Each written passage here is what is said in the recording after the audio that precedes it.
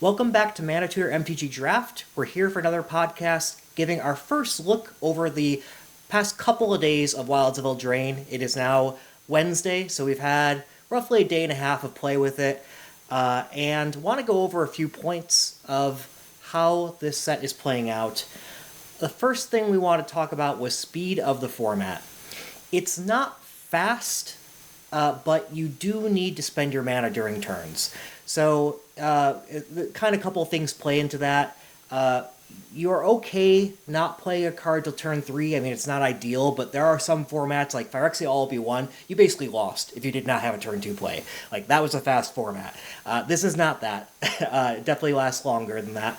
That doesn't mean you can wait to play your first play, turn 4, turn 5. Like, you need to be impacting the board and spending mana. But I think part of what plays into this as well is there are lots of ways to make aggro decks run out of steam with incidental life gain, also just all the food that's running around. That's not to say you can't go under that, right? Food does take 2 mana to crack. I mean, that's a pretty significant investment for the 3 life gained. So there are decks like the Black-Red Rats, I think is very viable to put together as an aggro deck to get under any kind of life gain. And Red-White Celebration, I've seen has had decent stats. I have yet to really be playing a good version, or against a good version. I haven't played it myself, so I don't personally know the Red-White Celebration, but I would suspect, because the win rates are decent, that can also get under. Yeah, basically, if these decks stumble at all or get interrupted in any decent way, they can run out of steam and have some difficulties. What's your take on the speed, Matt? Yeah, I think that's right. It's interesting. I just glanced over at 17 lands and looked at the speed diagram that they have, the chart that they have, and interestingly, this is currently coming in right between Phyrexia, All Will Be One, and Lord of the Rings. So it's actually faster than it's showing as faster than Lord of the Rings, but not by an appreciable amount. It's like the difference between 8.6 and a half turns and 8.7 and a half turns. It's not it's not appreciably different, but I wonder if that will change as the format continues. And right now, there's just a lot of aggro being played, and games might slow down a little bit. Like Lord of the Rings did slow down a little bit as well, but it was also a very fast set. Yeah. So interestingly, it's interesting to see after just 2 days, Wilds of Eldraine is kind of in that similar fast. Interestingly, the play draw difference is actually much closer to 50, or significantly closer to 50% than it is for Lord of the Rings, which is interesting and indicative that, say, the aggro may not be the only way to win, right? Like aggro in Lord of the Rings was obviously the predominant meta, but here I think we're seeing a little bit, at least even in the initial days, we're seeing a little bit more of a split, which is interesting to look at. But yeah, I agree 100% in terms of spending your mana, having good tempo, making sure that you're making your plays, and yeah, I mean, it's interesting. I've only played a couple of drafts, but I certainly did better in my green-red aggro beatdown format than I did kind of a more controlling format where I played black-blue, right? So I think there's a lot to be said for that still, but yeah, I agree 100%. Yeah, I think there's definitely a pattern with Magic that the first few days of the set, aggro tends to perform better until you figure out how to disrupt the aggro, and then sure. The more mid-range controlling decks tend to take over at that point. I wonder, it is interesting to me that I've been playing more slow decks and winning. Now, by slow, I don't mean control like blue. I've been playing more mid-range green type of thing. And it has been harder for the aggro decks to get under me. It has happened. I've Black-Red Rats can go pretty fast and get a bunch of tokens that are hard to deal with, and then play that +2/+0 card that just, that gets you more rats, yeah. Yeah, I've had exactly. that happen a couple of times. Yeah, and when that was played against me, it wasn't the making more rats thing that did it. It was the It was the plus two plus plus two, oh. right? Yeah. Yeah, It was, yeah, exactly. Which is, yeah, I had the same thing happen to me. Opponent blocked my attack, right, and played that. And sure, they lost all their creatures, but I lost all mine. And this is the thing we were talking about, right? It was right. like I could see that being very useful defensively, and I've had it used a couple of times defensively on me when I was playing green, and it allowed somebody to take out like my board, right, or most of my board, right, and then immediately they get a bunch of rats to replace it, and then swing the next turn. So it is a very big tempo changer. Yeah. But yeah, agreed. And as the meta evolves, but like I think you're right that the slower decks will learn how to deal with the aggro. I think a lot of people were excited for Black Red Rats as well, so I have a feeling people were drafting with preferences towards that, and Sure. that over time that'll be less of the meta. I don't really have like data to back me up on this, right? This is pure speculation of what I've heard from other podcasters, and we were excited going in, like saying like the very first look of the set, like without even grading. I think it was black and red look awesome, and all these rats sound fun, right? Like, I think that was our both of our first initial takes. Since grading, I fell down a little bit on red even before playing, right? I think you stayed higher on that. Even black actually has kind of fallen a little bit more. Like going after grading, still black was my number one. Black's no longer my number one. Maybe we can go into color a little bit after that, but Yeah. but I think a lot of people are like black red. I think red white. A lot of people are just going into, and that might indicate why I felt like green and white have been more open than those other colors. Oh yeah, 100%. I think green has been very open in mine, and my most recent one, I got like so many good green cards, and I know we're going to talk about a bunch of them, right? I think that you've got a lot to say about ramp, and all of those are green cards, right? And like my most recent draft, I got a lot of those, so yeah, I mean maybe that's a good segue into it. Yeah, real quickly though, I think there's one key defining card that you sent me a text message about how you got a certain big card out really early. I think that card is a key defining feature of this format. So you want to talk about that? Sure, yeah. Hamlet Glutton, and this will lead well into our ramp discussion, I think, right? We talked about Hamlet Glutton in our previous video about how we thought that this was going to be a big common, a 6/6 trampler for, ostensibly 5 mana if you use the bargain, and then you get 3 life as well. So being able to get that out really quickly. I just finished a green-red beatdown draft today. I went 4-3, so it wasn't super great overall, but the games that went well, getting Hamlet Glutton out on turn 4, unless your opponent immediately has an answer to that, they're kind of screwed. And in some cases they did, right? I got a Cooped Up played on me. One game I got a Cursed Roll token played on it, right, which turns it into a 1/1. Which, by the way, I think when we discussed this on our previous video, we got it wrong. It's not Enchanted Creature is a 1/1. Enchanted Creature has base power toughness 1/1. So +1/+1 counters do still make it bigger. Right. That's what we said in our. We're right. Yeah, that's what we said in our last one. That the +1/+1 counters still add on. Anyway. Okay, got Yeah. it. I remembered us, I think, going the other way on it, because I think it said Enchanted Creature is a 1/1, not Enchanted Creature has base power and toughness 1/1, but it is the base power and toughness. So anyways. Yeah. But yeah, so, Hamlet Glutton is I think, a really good card. My green-red draft, I drafted 4 of them. I only played 3 of them, but the fact is that they're, at least in my experience in my draft pods, not getting picked. And I'm really surprised about that. It's an excellent card. It's not the number 1 green common right now. I think it's number 3, right? I'm surprised to see Brave the Wilds at number 1, but I can understand it, I guess, maybe. Certainly surprised to see Hollow Scavenger at number 2, but I think Hamlet Glutton will come up over time, and I think it's going to start going earlier and earlier in packs. I think it's going to be a lot like what was it, Generous Ent in the Lord of the Rings format, where it's going to get picked earlier and earlier, like those other land cyclers, and including Generous Ent and things like that, because it turns out to be a really beefy creature that if you get it out, it's kind of hard for your opponents to deal with.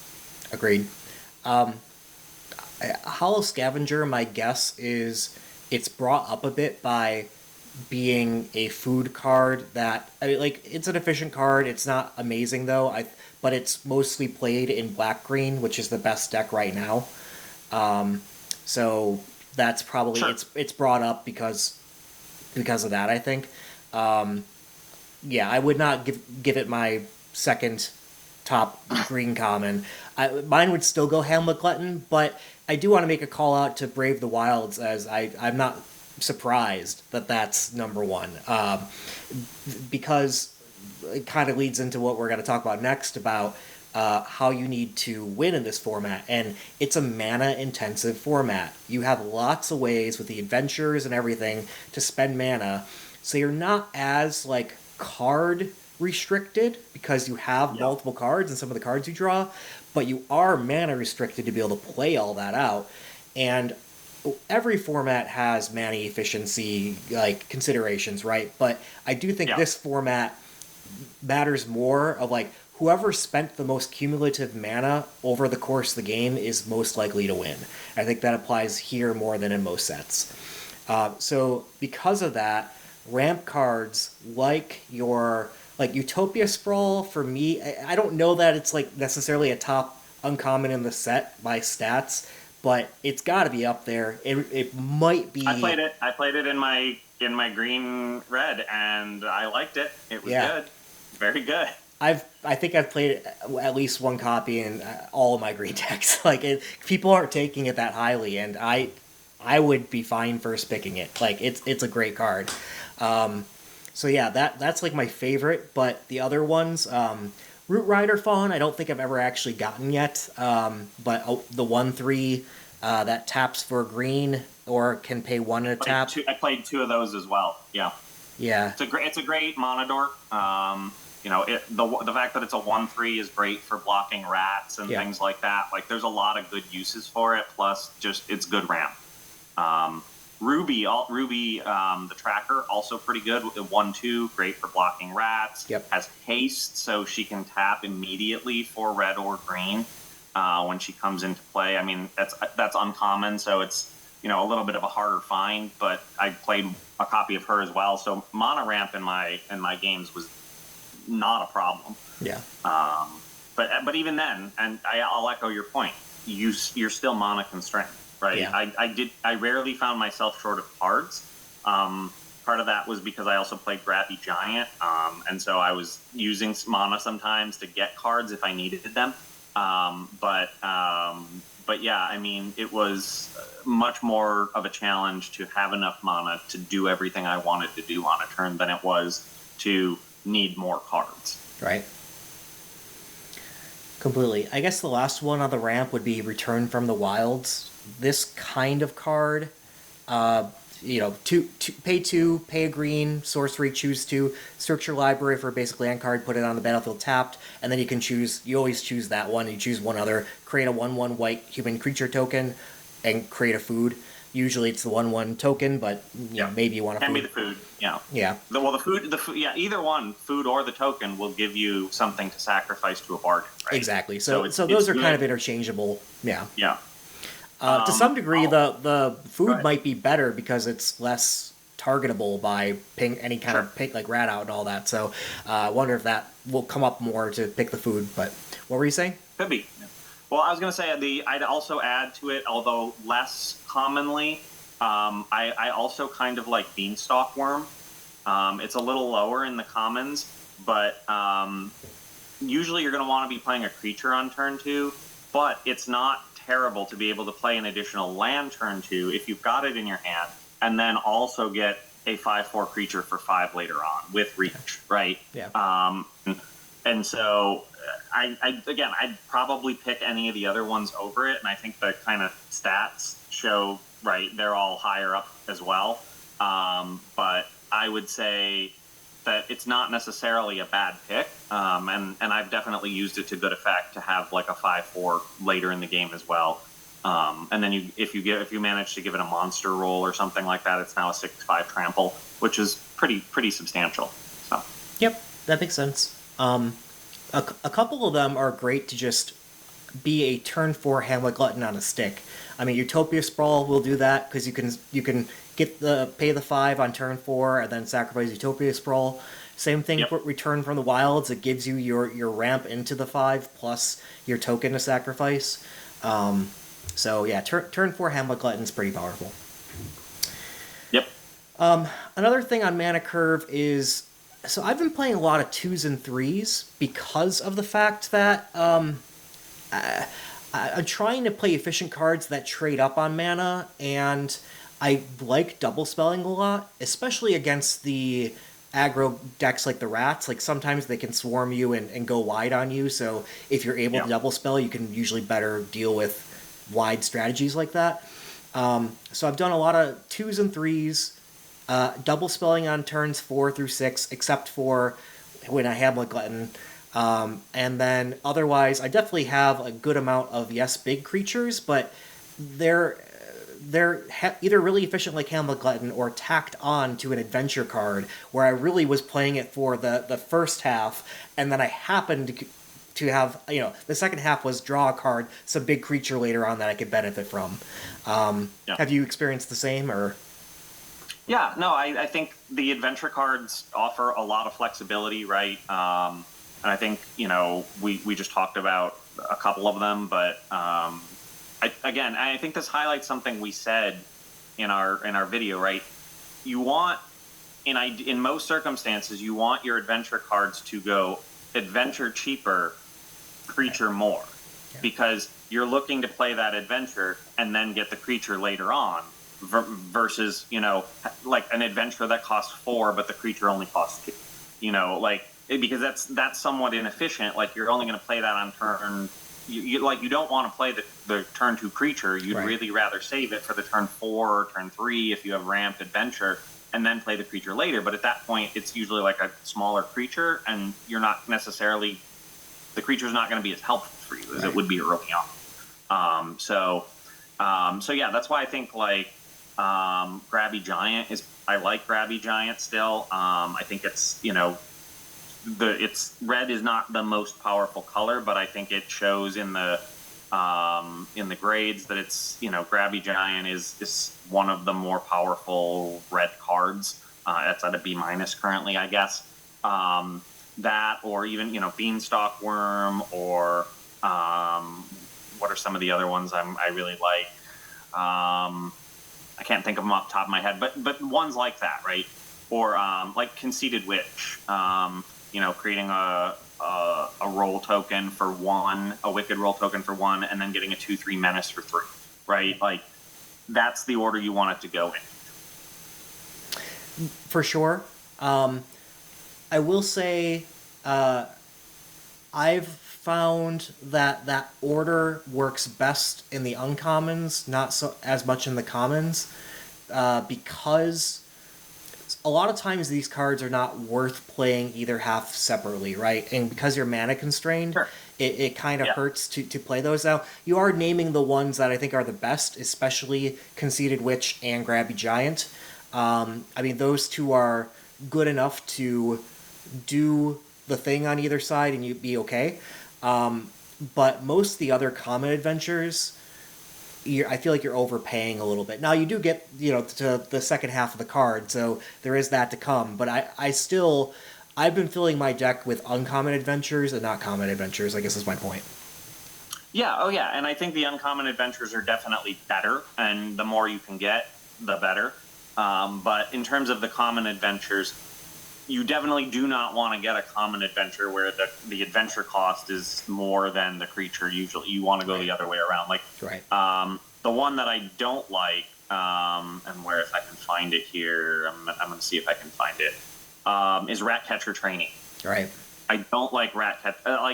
it's currently hanging right with Grabby Giant in the thing, but I've seen it played, and every time I see it played, like it's I've never played it, but I've seen it played against me, and in all the games where I've seen it played, I have not seen it make a difference. Either they were already winning and they still won, or they were losing and it didn't help them win, or help bring them back, because creating 2/1/1s that can't block for 3 mana, and then getting a 2/1 that has first strike for another 2 mana, first strike on your turn only, for 2 more mana is not particularly good or efficient. And so, like, I think the Rats format actually suffers with that one, because it's one of, in my mind, not a very good, adventure creature. So.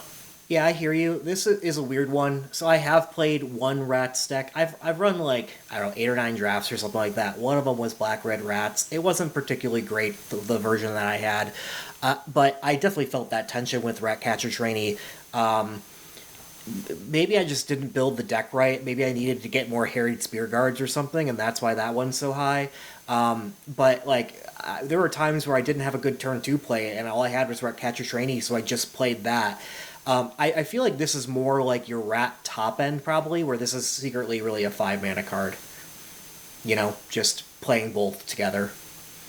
It could be, yeah. I mean, it could be, but at the same time, it's like, do you really want to spend 5 mana for 2/1/1s and a 2/1 that only has first strike on your turn? I don't think that's particularly good value. Yeah, on Rats, it might be to continue the swarm, but... Sure. Yeah. I don't know, it's tough. I haven't had a whole lot of experience with or even a ton against Rats so far personally, so it's hard to say. Talking more about efficient cards, I think you had some you wanted to talk about that were good for, being efficient. Sure. Yeah. No. Let's dig into a couple of those. So Candy Grapple, and we talked about this a lot. I think this card a lot on the last episode. It's still an excellent card. I did play a black-blue. I think I played 2 copies of it. Every time it came up, it was useful. And I always had an artifact or token, or something that I could, or an enchantment to sacrifice to it. But I didn't always have to use it. But it's nice to have, right? And the fact that you can do this for 2 mana, basically kill mostly anything in the format, is really useful, right? And it's even useful against Hamlet Glutton, right? Like, if you give it -5/-5 and block it with a 2/2, great, congratulations, you just dealt with one of the biggest threats in the format. And to be able to do that for 2 mana, and sacrificing an enchantment you may no longer need, I think that's really good. What about your experience with it? Have you seen Candy Grapple perform? I've played Black. I've played with it. I haven't played that much Black, though. It's always, every time I've had it, it's been a good card. I don't really have a whole lot to say. I said in our early review that I think this is probably the best common in the set. I have nothing to really fight against that, besides the fact that I've been in love with playing the Hamlet Gluttons, but I still think that this one's way more efficient because it can deal with Hamlet Glutton, like you said. I still believe this is the top common, but I've only cast a few copies, I will say. Yeah. So another one I think to highlight really well here is Cooped Up. This is currently the best white common, and I think we talked pretty favorably about it during our review of the set, or our discussion of the set. It is, I think, excellent enchantment removal. I have not played this card because I have not played white yet. It's been amazing. Like both drafts that I've played so far, white was really, really heavily picked. And so while I maybe in my initial pack took a couple of white cards, I realized very quickly that it was not a lane. It was not an open lane. So, but I have had this played against me. I've had it played on Hamlet Glutton, and it sucks. The fact that you also have the option to then remove the creature in case they try and remove the enchantment is excellent, right? It gives you that option to later on remove it. Remove the threat early for 2 mana, and then later on at your leisure, if they try and get rid of the enchantment, you can just, in response, exile the creature. Okay. Obviously, you have to save the mana to do that, but it's still really good removal as far as enchantment removal goes. And this goes to a point that I think I've learned even just through 2 drafts. You've got to main board some kind of enchantment removal for your opponent's creatures, especially if you're playing a deck that relies on big threats or like a few big threats, right? If you're wanting to get your Hamlet Glutton out there and you want it to deal some damage, you should probably play a couple ways to deal with your opponent's enchantment removal, whether it's Cooped Up, whether it's a Cursed Roll, whether it's something else that they can put on it. There's a blue one, I think it's uncommon, but basically it taps it and it doesn't untap, right? So there are a number of those types of removal out there, and so I think it's, in green, there are a couple of ways to deal with that. In white, there's, a 1 mana cost spell that deals with it, both at common, I think. And so you have that option to kind of take some of that. Now, I wouldn't do a lot of it, but it is the kind of thing that I think they're useful enough that they do potentially justify their own cost at times. So that's what I have to say about Cooped Up. I think it's a really great card. I think it's going to continue to be one, and it's going to continue to be a big threat for white. Again, when you're playing against white, I should say. And so if your deck does rely on a couple of big creatures, definitely consider some kind of enchantment removal to help deal with that, or bounce or something to save your creature. Right. Yeah. I've so in contrast to Candy Grapple, I've probably cast like over 15 Cooped Ups.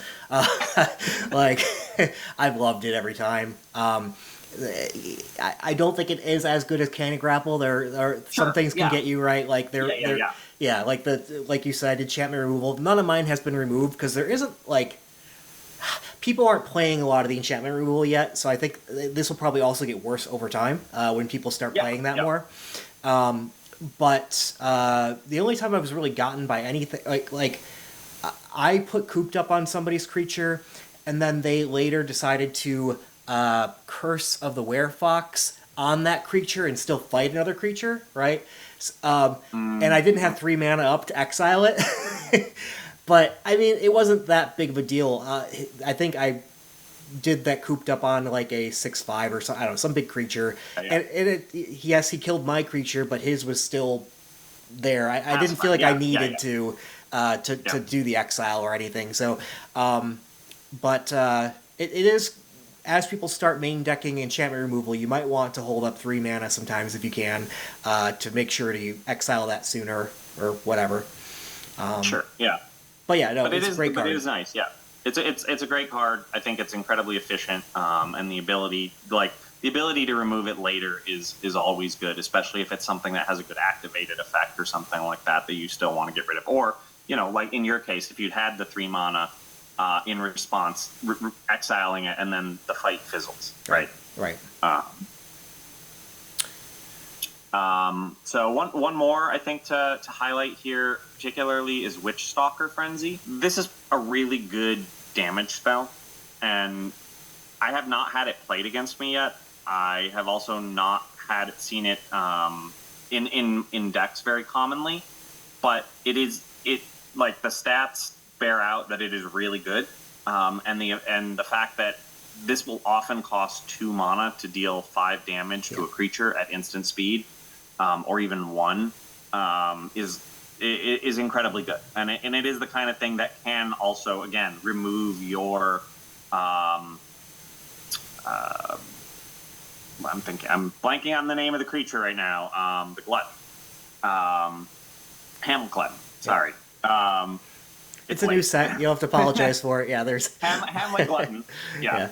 This can remove your Hamlet Glutton, right? If you block and then deal the damage, or however you end up stacking it. But so it's an incredibly efficient removal spell, and it will often easily be cast for 2, sometimes 1 for 5 damage, and that's just insane value. So yeah, I have played with this one and against this one, and I can say it's efficient. I think we want to go over next maybe a little bit about splashing, because we said mana rules the set, and it's not just how much mana you spend; it's also the colors you have access to. I think this especially holds true with the uncommon adventures, like we had said, and a lot of times you're doing that pattern, that Matt you described a little bit ago of like play the adventure side first, and then come back and play some giant creature that you got essentially for free off of playing that adventure, and a lot of those uncommon adventures that are really worth it on both sides are, first of all, high picks, because you can kind of stay open in a way of like, I'll just play the first side. Like, I'll draft it just like I did this for the blue-white one. There was a tap or destroy target tap creature for 1 and 2 white. And then on the other side, the main creature side's 4 mana in blue, 3/3 flyer. Like, I just played it for the white destroyed tapped creature, like kill a Hamlet Glutton or whatever, right? But I also had options to get blue, and so I could play both sides. And there's a few cards that are really good for that, and you're seeing them kind of in the stats here. Edgewall in is really good for picking a color and splashing on that. This also will get back an adventure as well down the line. I've never actually seen that part used yet, which is surprising, but regardless, it'll be good. It is good. Prophetic Prism is another good one for having some bargain fodder, as well as giving you access to any color that you want. And the great thing about these, like this card, you can use this for multiple splashes. We'll go over a draft later on where I splashed 3 colors. I had all 5. And Prophetic Prism gave me access to all of that in and of itself. And then Crystal Grotto, I'm actually somewhat surprised on the stats, have it as a C-. I've loved Crystal Grotto for the same reasons of splash whatever colors you want, play them all. Yeah. And then we said, so Brave the Wilds, we had, or it was the #1 green common. I'm not surprised because of this. Like, you can get whatever land that you need, and even late in the game, let's say if you don't really need a land, you give another land becoming a 3/3, and sometimes that's just enough to push it over the edge. 3/3 with haste. Those cards. Oh, and the 1/3 green. Yes. Now I'm blanking on names. What is it? Root Rider Fawn? Root Rider Fawn. Yeah, that one also gives you access that to. That one also is great, and I have definitely played that. Although I both of my drafts so far have been 2 colors, so I haven't actually played around a lot with the splashing, but it is absolutely there. And the option to do it is there. And even if you, like you were saying, even if you don't splash, some of those 2 color, and I think they're all uncommon. Yeah. 2 color adventures are definitely worth it, right? Especially the thing, destroy target tap creature for 3, right? Like, that's really good. Yeah, so. I don't think I have actually splashed a color yet, other than the adventures. So, like, I'm not a huge fan of playing 3-color decks in this format. I do think you should do, like, 2 is most often right, but then heavily splash on the adventure side is what I found success with. Oh, sure, yeah, because no matter what, like, even if you don't have the splash handy, you've still got one side of the card you can use. Right. And so it's still a worthwhile card. Now, it's a bonus if you can get the second. Agreed. Yeah, Gingerbread Hunter is, for example, my favorite. That one's an A-, or an A here, sorry. Yeah, I've loved playing 2 in a black to get target creature -2/-2 at a turn. I mean, sure, it's not quite Candy Grapple, but it does pretty good job of representing that. And then getting a 5/5 for 5 that also enters with a food later is a great bonus. But yeah, all those adventures keep you open. I think they're high picks because of that. And next we can go. So we talked about adventure. Maybe we should go on a little bit about bargain. What's been your take on bargain so far, Matt?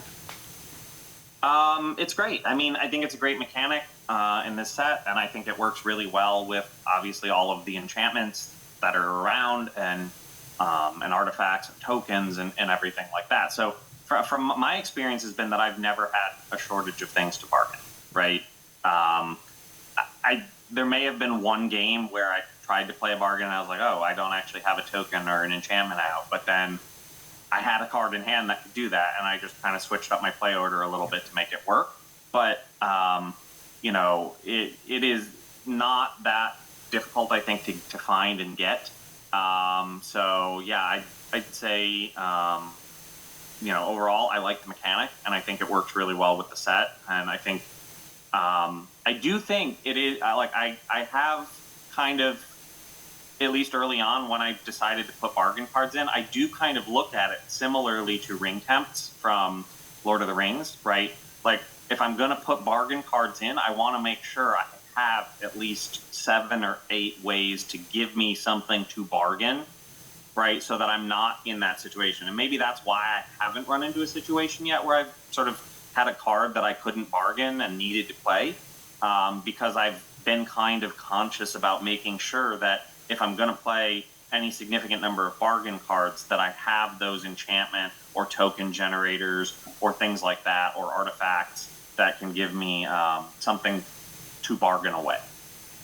What do you think? Yeah, there have been some podcasters who have said, bargain fodder is not hard to come by, and the bargain cards are hard to come by. And in general, I agree with that, but I have had times where I wish I had more fodder so that I could just play out my bargain right away without searching for something else to make the fodder available, right? Like, I don't think fodder is absolutely plentiful, like you're always going to have it, unless you design your deck to make sure you do have it. Now, I don't think it's hard to do. I think it's much easier to collect all the fodder for bargain than it was collecting the ring tempt, for example, in Lord of the Rings. Yeah, because there's so much more fodder for bargain in this, right, than there is in any other, or there was ring tempt, right, and it's not as heavily fought over, right? You can find so many things that'll give you a way to sacrifice a creature, or a token, or an artifact, or a food token, or a treasure token, or any number of things that you can use for bargain. So, or an enchantment that has an ETB effect that after ETBs you don't care, or something like that. Yeah. And then sometimes the you like, bargain is often a good thing on a card. Like, you do want, like, sometimes you want to get rid of permanents that you don't want to have around. And I think this has been pretty good on there's the white uncommon that comes in with a curse token, curse courtier. Yes. So like that. So I'm actually surprised that's D+. I have yet to play it, but I've played against it, and I guess I have found ways around beating it. But if you do, it doesn't seem too hard to bargain this and make this good. Princess Takes Flight. I'm actually surprised it's only a C+. It almost feels like people are not putting this in bargain decks. I have played, like, in one game, this card 3 times, and when I say the card, I mean the exact same copy of the card. Picking it up with the Celebrant and replaying it, and then eventually bargaining it away. But Princess Takes Flight's up there in my favorite uncommons in the set. Yeah, I haven't had a chance. Like I said, I haven't played white yet, so I haven't had a chance.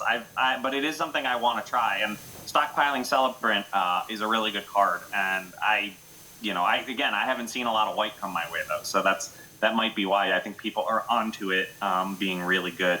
That and Hooped Up and Hopeful Vigil and the like, right? Yep. Maybe going over a few other cards. Sure. One that's been a beater, are Hearth Elemental in red. I don't know if you've had a chance to play that one yet. Let me find it. It is it's the adventure piece is 1 red, discard your hand, draw 2 cards, and then 5 in a red for a 4/5, but it costs X less to cast, where X is the number of cards in your graveyard that are instants, sorceries, or have an adventure.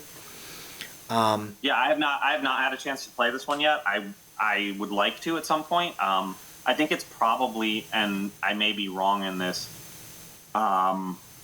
Most useful probably for red-white, but I could be wrong in that. I think red-white is going to be the one that's most likely for you to play out. Well, that red-black potentially as well, but I think red-white will allow you to play out your hand fairly quickly. You take advantage of its adventure, and then also get the creature on the back end. But yeah, I think it looks solid on paper. I just haven't encountered it or had a chance to play it yet. Every time I've played this, like, I think I've had it twice in 2 different decks. I think this was in my I had a red-blue, and but I also think I played this in a red-green. Anyway, it's always red, like, pay 2 mana, draw 2 cards, pay 1 mana, get a 4/5. So it might just be those select spots, though, because I'm getting the 1 mana 4/5, but it's always been played as a 1 mana 4/5 from me, so... I'd be interested about it in red-blue, because usually you're holding cards in hand in that kind of deck, and so you're not necessarily going to want to discard your hand and draw 2 cards. So I'm not sure. I guess I haven't played with it enough or around it enough to kind of know, but it sounds like it works pretty well. Yeah, I'm trying to recall. I think what I did there was... yes, I held cards in hand up until I didn't. Like, there's a lot of cantrips that happen in red-blue, and basically I had the 0/4 walls that whenever you cast instant or sorcery, it untaps. So I was trying to, like, basically just go through cards, like, tap them all, untap them all, tap them all, play another card, untap them all, So I did go through cards in my hand relatively quickly. Now, if there was something that I didn't want to counter and I had a counter spell that... stuck in hand type of thing, like that, I would just wait to use that on something that I wanted to counter and then use this thing. But just saying that card has played out pretty well. I can see it. I'll call out to one of your picks before. Kellen's Light Blades has been awesome for me. Just 2 mana to deal 3 works a lot of the time, but I love the bargain on that to be able to kill a Hamlet Glutton, or even I even just love the fact that it can bargain, so that my Princess Takes Flight, I can get rid of that, like that. It's an upside on it. So I thought that one was great. Which is interesting because it's currently at F. Oh, yeah. So it's currently the second worst white common. I think people are just. Maybe it's just my experience, but I think people are using this wrong. That's probably true. Yeah, I mean it's early days. Yeah, right. But I agree with you 100%. This is why I called it out in the set video we did. Right, but I think people are sleeping on it, and it's going to end up being really good in white anything. Right, white black, white whatever it is. You're always going to have bargain fodder, and this does a lot for 2 mana. Right. Yeah, I still think that this is the 4th best white common. I did see the stats before, and I saw that it was low, was like 51% or something like that, and I was like, I don't know what's going on there. I will say the community does not read this card as that powerful typically. Like, you watch some podcasters, this will sometimes be the last card in the pack, that just passed because nobody wants it kind of thing. I saw where they were coming from. Like, you were higher on this than I was, and now I've come up, like, it deals with any creature that you need to deal with, and in most white decks, I have enough fodder where I don't care about. I'll bargain it away, and sometimes 3 is enough. I don't have to. I've liked this more than your typical attacking or blocking creature problem card. This one can deal with anything. I mean, I frankly, I think it's better than Candy Grapple. But I think that remains to be seen, right? Obviously, Candy Grapple, you can do it even if they're not attacking or blocking, but when are you normally going to want to use this? You're going to want to use it when the creature's a threat to you, and there's very few creatures that are a threat unless they're attacking or blocking against you. But, again, it remains to be seen, but I do think that people are sleeping on this card a lot. Yeah. Yep. A couple other ones. Curse of the Werefox has been really good. I mean, we mentioned that Yes. one a little bit, but Yeah, we talked about it. 3 mana, green has a lot of big creatures, so it fights well. And monster like trample's awesome. I think we said that's what makes green great, and it's borne out that way. Our theory to what I've seen. I love green and trample in this set. Yeah.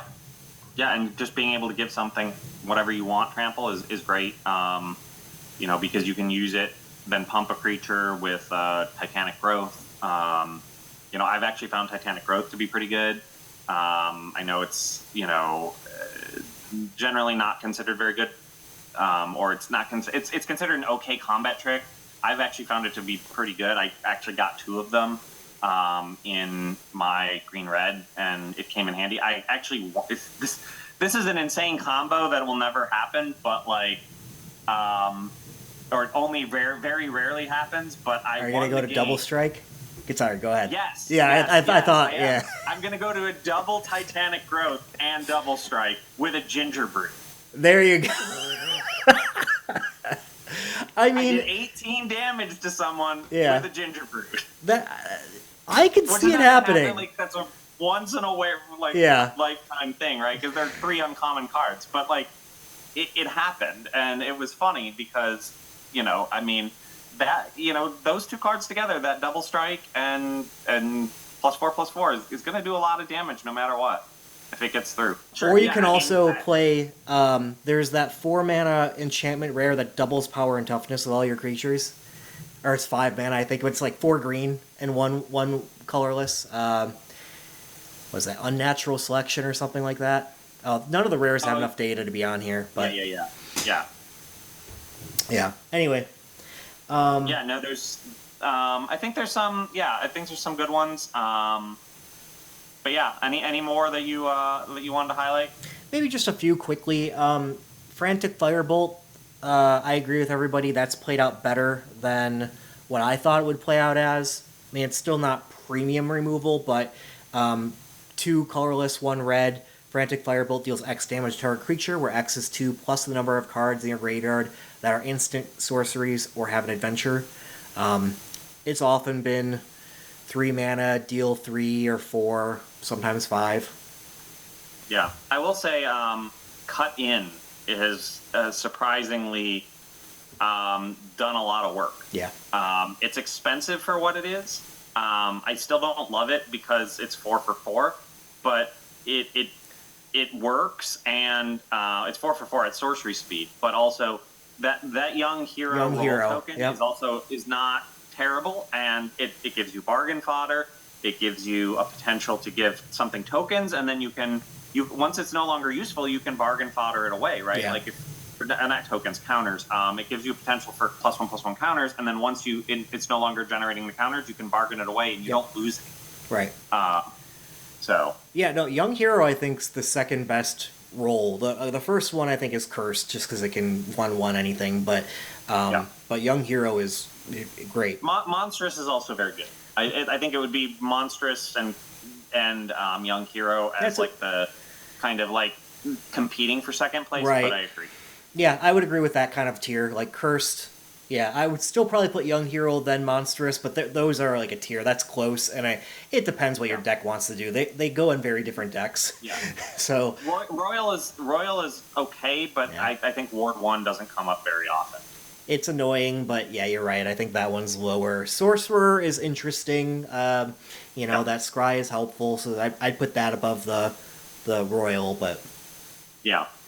And then and Wicked's not terrible either, right? Yeah. +1/+1 and draining a life when it dies is actually not, or when it is not terrible. It comes up. It's a way to do an extra point of damage. So we talked about the different adventures that are high picks. I think Woodland Acolyte is really high. So that one, is B-. It's 2 and a white for a 2/2. When it enters the battlefield, draw a card. I will play it decent amount just as that if I have no better play, but I do really like using the adventure to put target permanent card on from your graveyard on top of your library. Putting cards like any bomb or Hamlet Glutton or Princess Takes Flight, it's a Swiss Army knife of whatever you need. and then you get to draw it immediately if you have 4 mana type of thing. Yep. People, I see this go. I see this card wheel a lot of the time in the packs. It shouldn't be wheeling. Agreed. Yeah. I mean, it should be very rare for an uncommon to wheel. Period. There are a few, but it's one of those things that I'm surprised by it too. Yeah. One that has performed worse than when I tried it was Back for Seconds, which was my pick for top uncommon in the set. Black. I don't see it here. Okay, yeah, C.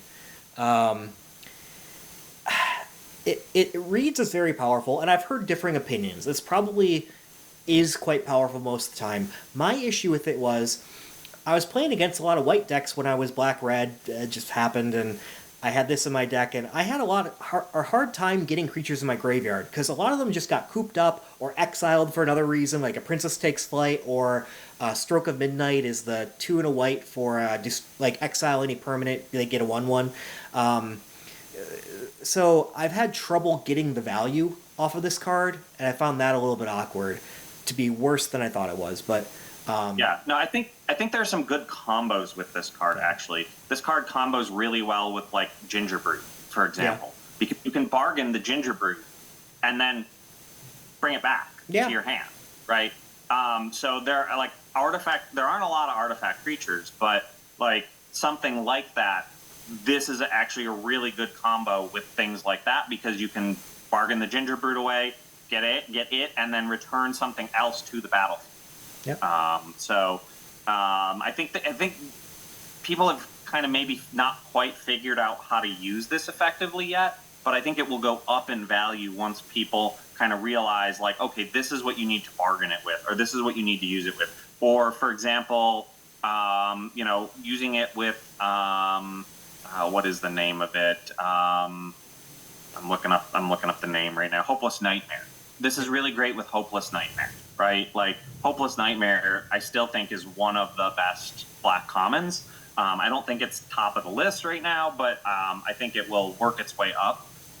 Where is it at right now? Actually, B minus. Oh, it's at a B minus, so it's kind of in the middle of the pack. I think it will work its way up, though, because I do think it's to me, it's the ultimate bargain fodder.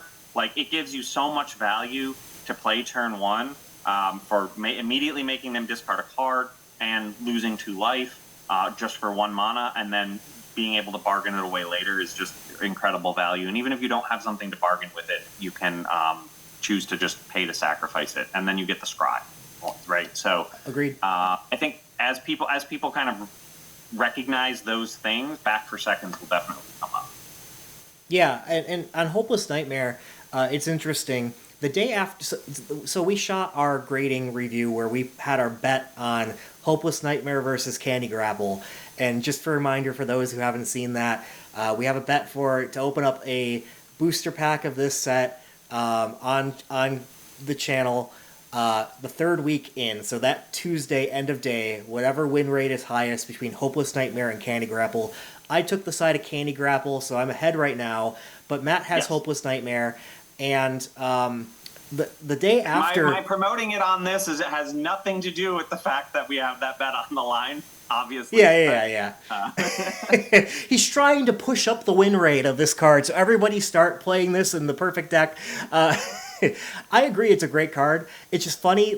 So the day after we shot that, Lords of Limited came out comparing. They had Ben and Ethan are the 2 podcasters there. They had the same discussion here. So who is it? I think Ben had Candy Grapple and Ethan had Hopeless Nightmare. They didn't place a bet, but they were on different sides of that question. And I agree with what Ben said, where my heart's with you, Matt. Like, I like where you're at with liking this card. I'm with you. Like, my heart's there. I just don't believe it's gonna overtake Candy Grapple. So my head is still on Candy Grapple, but yeah, this is a good card. If everybody's playing super smart, this would be the better pick. But that's not to call everybody an idiot. But I'm just saying. I think the card just gives so much value, right? It does. So it's just an insane value card. So I've played. I when I drafted Black Blue, I got one of these, I think. But it definitely, like, it did. I did play it in a couple games, and it did some work. It was pretty good. People don't like having to discard a card turn one, especially if they mulligan. I want to be like, I'll be honest. I won a game just because the guy mulliganed, and then I made him discard a card turn one. Yeah. And like, he didn't have anything like fodder really to get rid of. He had to get rid of something. I can't remember what he discarded, but it wasn't a land, but it was actually like a big creature, right? That he had in his hand that would have been really useful. But it was like, well, I got to do something now, and I can't sacrifice my early game. So, Yep.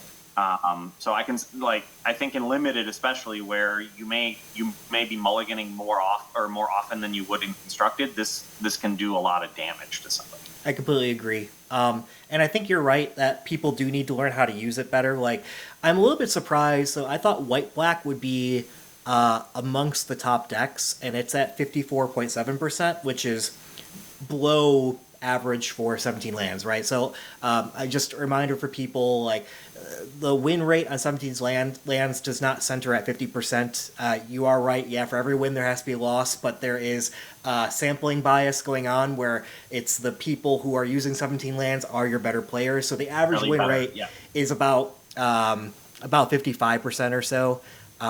Somewhere in here I thought there was like a total. Yeah, all decks. So our average win rate's 56.9%. So anything below that is a worse performing color pair. And so white-black is low. But I wonder if people started playing more Hopeless Nightmares and the Hopeful Vigil, the other side of that, with like stockpiling Celebrant and just regaining it and playing it again. Oh yeah, like, I mean, man, I haven't even thought about that, but like stockpiling Celebrant with Hopeless Nightmare, man, that is brutal, right? To be able to bring that back later on is great. Or you probably wouldn't necessarily want to do it, but the green-white one you were talking about, the green adventure, putting target permanent on. Yeah. But if you did that in green-black, right, and just didn't care about the white side of the card, even though the white side is pretty good, you could easily potentially do something like that, right? Yeah. So there's a number of ways I think that could recur itself, and then be a lot of trouble for people, especially later in the game when they may only have one card. And that's why I love the card, and I don't see as much of a diminishing return, because I'm happy to draw it on turn 1, but I'm happy to draw it on turn 5 when my opponent only has one card in hand. Right. Yeah, maybe it's just worth talking a little bit about some cards that have done better than expected. So I do want to give some credit. I am on the Lords Limited Discord, and a guy by the name of Atto, A-T-O, called out a few cards of each color that were higher than expected. So he calls this the Chimney Rabble test. So Chimney Rabble was in Phyrexia Lullaby 1, and it was a 4-mana, so 1 red, 3 colorless, for a 3/3 haste that came in the battlefield with a 1/1. And I always thought that was a decent card, but it was the top common in the set. It was actually, it was the top common in that set, I'm pretty sure. It was really, really good. And it's because of how fast that set was. Getting a 3/3 haster that also, though, provided you a 1/1 on defense just to not get killed on the crackback was really powerful. And so what cards do you think are bad, that actually aren't bad in this set? He mentioned Cooped Up, which we already talked about how we don't agree with that. Archon's Glory, I can see why that one's actually pretty good too. The white instant. I can see. Yeah, it's a one cost instant +2/+2. If you bargain, it also gets flying and lifelink, I believe. Yep. I don't know on that one. I mean, I remain to be convinced on it. I'm not sure it's worth the bargain. But the lifelink can save you, right? I think that the lifelink can be a case. Flying is obviously a way to go over your opponent and just go for the kill. But I'd much rather rely on things like trample for that if it's just me.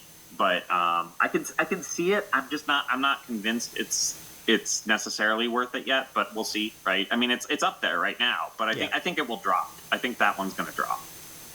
Yeah. I'm not so sure that it will. That said, I have yet to play it myself, and I don't necessarily think it's like something you need to prioritize in your decks.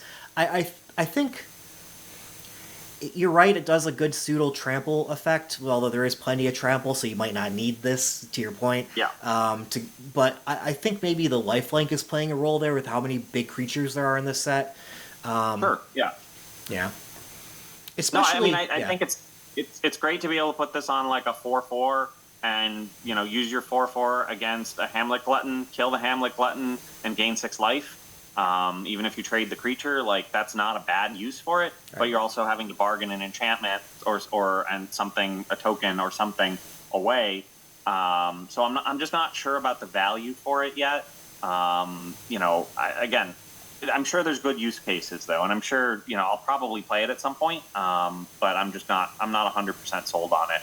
I compare it to things like what is it? Shelob's Ambush from Lord of the Rings, the +1/+2 Death Touch. I think that for one, that is to me a much better card. Oh yeah. Than this. Yeah. And so and it doesn't require anything, and you get a food. So in my mind, like that's so much better than this. So I'm surprised to see it at number 4, but we'll kind of see how it goes. Yep. Another one that's called out, Sleight of Hand being the top one in blue. I'm not overly surprised. I mean, Sleight of Hand is always Sleight of Hand, right? Yeah. I don't love it. Like, I've seen it played, and I've seen it played against me, so. Yeah, that's blue's advantage is being able to card select for what you really need at the right time, and all these things that cantrip are good. Yeah, go ahead. It's the number 1 in blue, but it's a C. Yes, blue is bad. We were right, like Othar. I do think probably right for Sleight of Hand. Sleight of Hand is definitely a C card in my mind. Yeah. But it's just that everything else in blue is so much worse right now in terms of the blue commons. So I think we'll see maybe some cards come up. But anyways, yeah. Yep. We got Feed the Cauldron in black. I'm a little bit surprised, but not too surprised. This is 2 in a black, instant, destroy target creature with mana value 3 or less. If it's your turn, create a food token. There's a lot of good 3 mana cards to kill, and this can do it all, and then you also get your food token for all the strategies that care about that, or bargain. Yeah, I mean, it's like a worse murder, so I'm not sure I love it. Candy Grapple, I think, is still immensely better than it. Yeah. So yeah, I'm interested to know why this is number 2. I guess it's probably Black's second best removal spell. Not because Black doesn't have as much removal here, right? There is no Murderer or Claim the Precious equivalent in this set, really. Certainly not a common. Right. And so seeing it, I can understand why it's probably being taken high and maybe having a decent win rate. But I'm not sure. I don't love it still. I do think this might be boosted up a little bit by being in black, and again, also like black-green food might want this a little bit more, and that's been winning a lot. But I'm not overly surprised that this is up there, because it doesn't trade up in mana that much, really. I mean, it kind of does, because you get the food on top of your killing the 3 mana thing. But there's a lot of good 3 mana things to kill, so yeah. Scream Puff. I like Scream Puff. This one did actually surprise me more, but then I realized, this kills Hamlet Glutton. But yeah. Well, it kills Hamlet Glutton for sure. Unless you give Hamlet Glutton Double Strike, which I did in response to someone blocking Hamlet Glutton with a Scream Puff. Oh, which was kind of funny. So mean.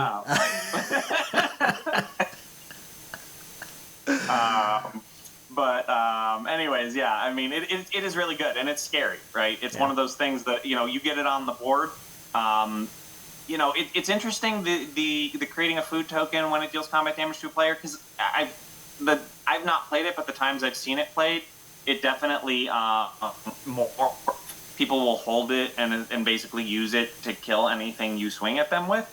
But I think that might just be depending on the board situation, and I was playing an aggressive deck, so people were more kind of huddled in the crouch than they were on the offense. But yeah, I think it's definitely a good card. I mean, it's a 4/5 for 5 with Death Touch, right?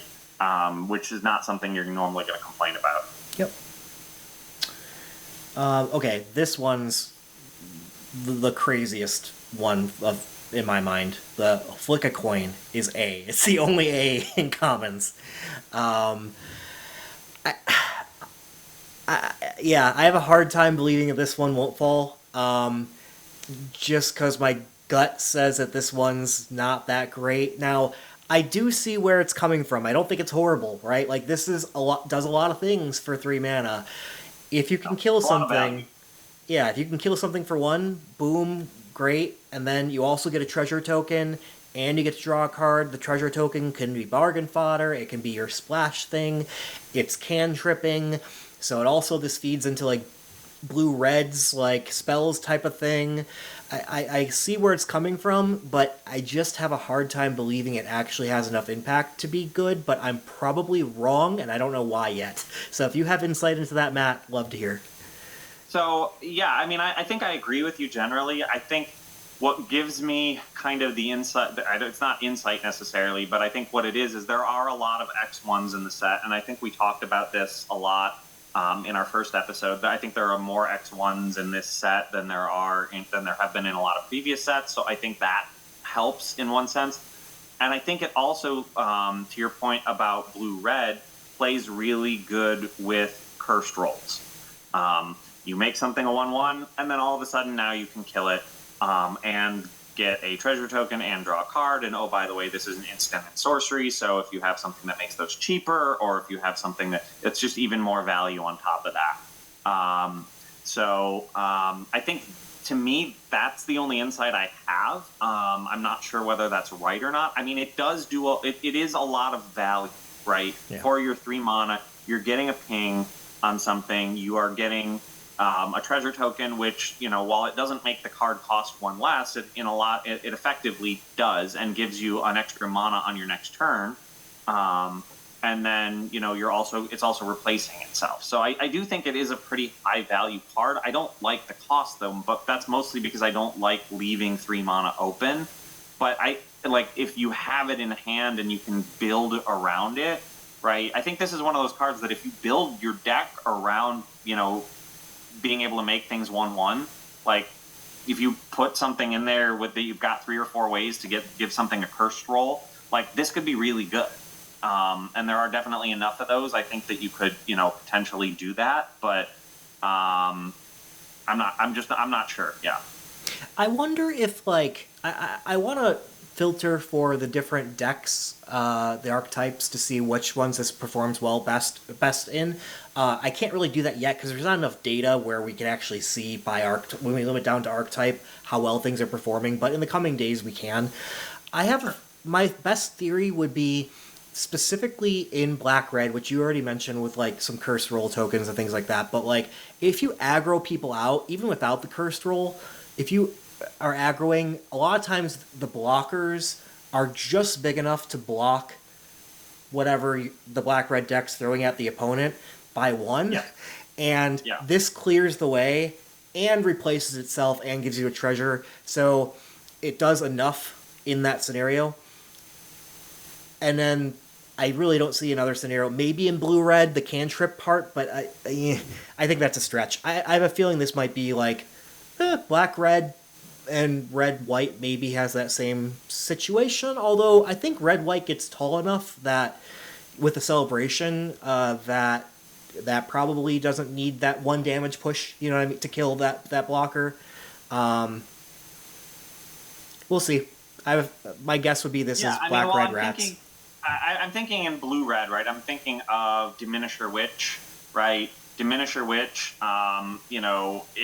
if you bargain it, you get a cursed roll, and so for 3 mana, you're getting a 3/2 and turning something into a 1/1.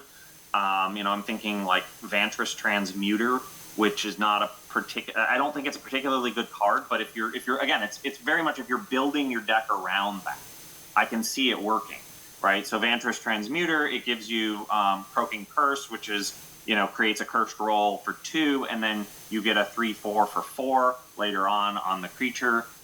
So like neither of these are necessarily like great creatures, but the opportunity to basically make something cursed and then use that and get a lot of value out of that one card and continue drawing more cards and doing more. I can see how it works and the engine behind it, but I think it to me it requires a little bit more. I'm not convinced that you really want to be flicking a coin at your cursed opponent's stuff, just because it's already cursed, and it being a 1/1 is irrelevant enough, I would think. But I don't know. Clearly, I think this has a high enough rating that more is happening than what I expect, and it even sounds like way more than what you've expected as well. Yeah. So yeah, I think we did a good job theory crafting, and in the coming weeks we'll dig in and we'll break the news. Yeah. We'll see. Maybe I'll have some examples of it winning me the game. Yeah. What else we got? We talked about Brave the Wild, so I'm not going to go into that. Hollow Scavenger, we talked about too, how that might be food, and it is a little high. Like I'm a little bit surprised how high that one is, but that might be bumped up from green and black being good. And we kind of went over or skipped over this in red, but Grabby Giant. Oh yeah. Grabby Giant is the 15th winningest common currently, and we talked about this a lot in our preview because I brought it up as one that I really liked in red, because I do think it gives a lot of value for what it is, right? It does, it's not traditional ramp in the sense, but it does, if you've got nothing else to do on turn 2, it lets you get an extra mana on turn 3. And then if you need that, or later game, it gives you something to sacrifice to itself to draw a card. And so I think it's probably about right. I think 15th or somewhere in there. I forget exactly where it is among the reds. Let's see, where is it right now? It is 5th among the reds. Yeah, I think that's probably about right.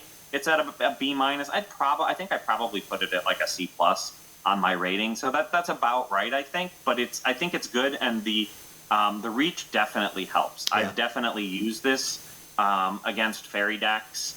Or a fairy deck, but it just helps to have that extra creature with reach, and then to be able to, the treasure is a bonus, and the ability to draw cards late game, I think, is good if you run out of things. Yeah, I think this one's just a pretty efficient card. I mean, it doesn't blow me away, but 4/3 for 4 with reach as is fine, and then that ability, especially when games do go longer, that could win you the game, being able to get more cards. Especially when you're drawing lands and you don't want to draw lands. You just play the land and sacrifice the land.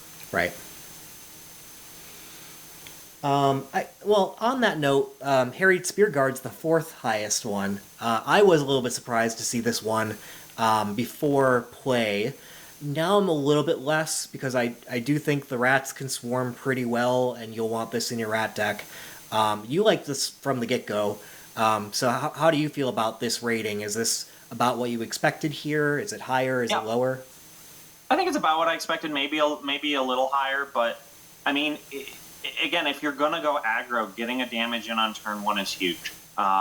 Like just that ability to do that, it puts you ahead, right? And while a 1/1 replacing itself with a 1/1 isn't always great, the whole idea is that you are going to try and swarm your opponent as quick as possible. And so getting that damage in on turn 1 is important, because it allows you to be ahead, especially if you're on the play, because then you are 1 land ahead of your opponent most of the time. You are damage ahead of your opponent, and you just need to pump things out as quick as possible. So this is probably going to attack turn 1. It's probably going to attack turn 2 unopposed.